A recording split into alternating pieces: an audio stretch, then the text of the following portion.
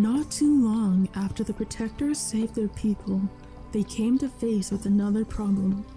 There were very little animals left from being hunted and dying in the heat.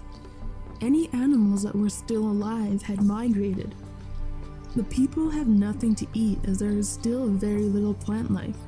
They didn't have any fruits or vegetables.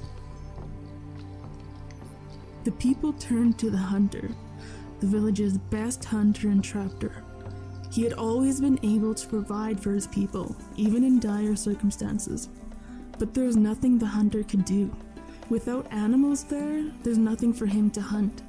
The people became very worried. They didn't know how they would survive. With everyone feeling afraid for their lives, some people were acting hostile. There were some who wanted to leave, to follow the animals, but the others argued against it. They have a lake now, and soon enough, the animals would be hunted to extinction. Then they would be in more trouble.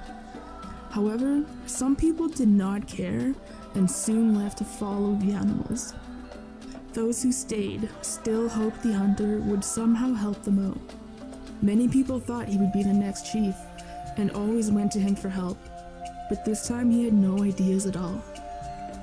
One man was very upset that the hunter could not help and started a fight with him. The man lost the fight and was angrier than before. That night, he sneaked into the hunter's teepee and cut off his hair.